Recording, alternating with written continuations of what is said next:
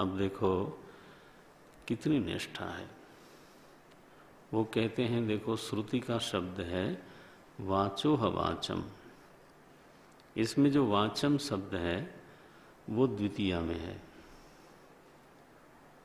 बोले ये जो द्वितीया लिखा है छांदस प्रयोग है, लेकिन समझते समय ये वाचम को वाग बना लेना चाहिए, प्रथमा में बदलना चाहिए। ये है, इस पर मीमांसा। माने मैं आपका ध्यान खींच रहा हूं कि इवन विभक्ति पर भी मीमांसा करते हैं कि कौन सी यहां पर विभक्ति होनी चाहिए। आप जरा सोचो, अगर आपकी आदत पड़ जाए तो फिर शास्त्र से आप कितना सजग हो जाओगे। आज जो प्रथा चली है समाज में वो तो इतनी उदार प्रथा हो गई है, उदार कहिए या कहिए बेपरवाह प्रथा है। शास्त्र के शब्द को हाँ, कैसे भी प्रयोग किया जाए।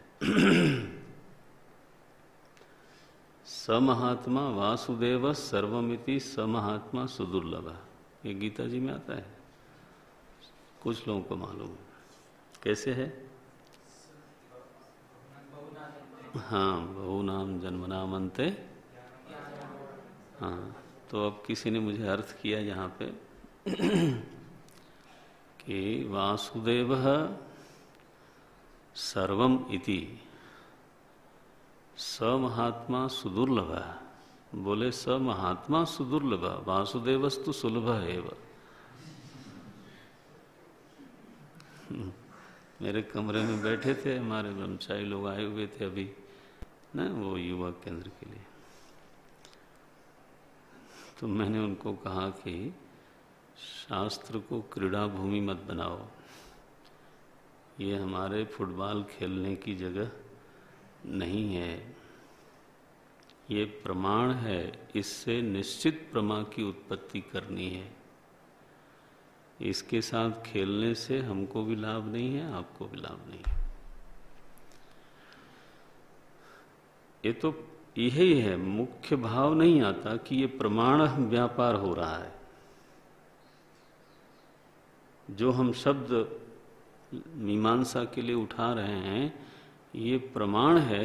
बस जब ये भाव छूट जाता है और जैसे ही ये भाव आया कि ये ग्रंथ है, फिर ग्रंथ से आए किताब पर, फिर हो चुका, फिर खिलवाड़ करते हैं। जगलरी, इस शब्द को उधर ले जाते हैं, उधर को उधर ले जाते हैं। आप अपने आचार्य को देखो क्या बोलते हैं कि ये जो द्वितीया दिखती है वो यहाँ द्वितीया संगत नहीं है। छांदस प्रयोग तो है, लेकिन आप समझते समय इसको प्रथमा में बदलो, ये लिखते हैं। कहते हैं वाचो वाचम इति द्वितीया प्रथमात्वेन विपरिणम्यते। ये वाचम जो है, ये जो द्वितीया लिखा गया है, इसको प्रथमा में बदलना चाहिए। क्यों बदलना चाहिए? अब हेतु देना पड़ेगा ना। आप श्रुति के साथ कुछ करने जा रहे हो तो हेतु देते हैं प्राणस्य प्राण इति दर्शनात्। क्योंकि आप ऊपर देखो, प्राणस्य प्राणः, ये प्रथमा विभक्ति का प्रयोग है। प्राणः में है प्रथमा है, तो ऊपर से अगर प्रथमा विभक्ति चली आ रही है, नीचे प्रथमा विभक्ति है, तो बीच में अचानक द्वितीया विभक्ति नहीं हो सकती। प्राणस्य प्राणः इति दर्शनात्, इसको अंडरलाइन कर लेना। ये प्रमाण वाक्य बन जाएगा आपके लिए हमेशा के लिए। कभी कोई डिस्प्यूट कर दे आपके सामने, आप अकेले हों, कि प्राण बल है कि नहीं है, हैं? इंद्रियों में ऊर्जा देने का काम प्राण ही करता है, ये आप कैसे बोलते हो? तो आप भाष्य का आश्रय ले लो। भाष्य यहाँ लिखते हैं भगवान, चलन क्रियायाः प्राण निमित्तत्वात्। करणों की जितनी भी चलन क्रिया है वो सब की सब प्राण के निमित्त से है। तो बोले इंद्रियों का काम क्या है? बोले स्वतः विषयावभास मात्रम करणा नाम प्रवृत्ति। करणों की जो स्वतः प्रवृत्ति है वो कितनी है? बोले विषय का प्रकाशन करना मात्र। लेकिन वो चलती कैसे हैं? वो बोले प्राण की वजह से चलती है। यहां पर आप बिजली और बल्ब का दृष्टांत दे सकते हो, ध्यान देना। बल्ब का काम है, बल्ब की अपनी विशेषता है प्रकाश करना, लेकिन उसमें प्रकाशन की यह जो क्रिया संपन्न होगी वो तभी होगी जब विद्युत नाम की ऊर्जा उसमें प्रवेश करेगी। अब यहाँ देखो प्राण का क्षय भी होता है, जैसे बिजली का क्षय होता है वैसे ही प्राण का क्षय भी होता है। तो प्राण तत्व एक है, श्रोत्र को भी वो ऊर्जा दे रहा है लेकिन वो शब्द सुन रहा है। चक्षु को ऊर्जा दे रहा है तो वो दर्शन कर रहा है। ये देखो, तो उपाधि की अपनी विशेषता है, लेकिन सारी उपाधियों में जो ऊर्जा है वो एक है। जैसे विद्युत एक है, लेकिन फ्रिज नाम की उपाधि एक काम करेगी, टीवी नाम की उपाधि दूसरा काम करेगी, बल्ब तीसरा करेगी, एसी चौथा करेगी, हीटर माने उपाधि की अपनी विशेषता है और इसलिए उपाधियों के व्यवहार में भेद बहुत होगा। दैट्स ओके, क्योंकि उनका अपना स्वभाव है, अपनी विशेषताएं हैं, उनका अपना फंक्शन है।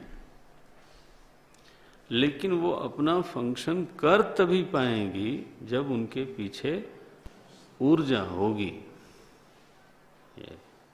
बिजली चली गई तो किसी का कोई फंक्शन नहीं। तो आप सावधानी ये रखिए कि ब्रह्म के लिए बिजली का दृष्टांत देने की बजाय, है ना, प्राण के लिए दे सकते हो। समीचीन है वो दृष्टांत। आप तो बिल्कुल प्रामाणिक रहिए जितना संभव हो, पूरे जीवन भर, केवल कोर्स में नहीं, जितना समीचीन हो सके, बद्ध बिल्कुल होना चाहिए, दुनिया इधर से उधर हो जाए,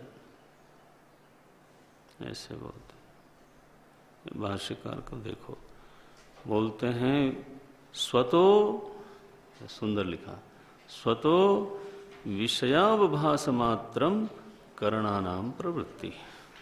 करणों की प्रवृत्ति इतनी ही है, लेकिन चलन क्रिया उनके पीछे जो हो रही है वो प्राण निमित्तत्वात्। ये चली क्रिया तो आगे लिखते हैं, चली क्रिया तो प्राणस्य एव। ये जो संचालन की, चलन की क्रिया है ये प्राण की है। किसमें? मन आदिशु। यहां तक कि मन भी जो हिल रहा है ना, वो प्राण की वजह से। क्या सुंदर लगा।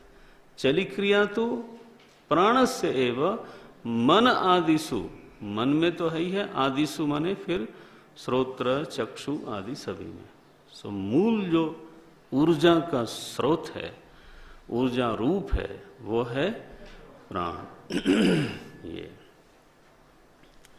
तो आपको ये ना सब म्यूजिकल वर्ड दुनिया में अभी सुनने में आएंगे। Conscious energy, I hear all this, मैं सोचता हूं भाई ये तो बड़ा मिसलीडिंग वर्ड है। चेतन ऊर्जा, इस तरह के शब्द बोले जाते हैं। ऊर्जा का केवल एक नाम है वेदांत में, वो है प्राण। ये और चूंकि वही सारी चली क्रिया का हेतु है, इसलिए प्राथम्यम, क्या लिखते हैं, मन आदिषु तस्मात् प्राथम्यम प्राणस्य। इसलिए प्राण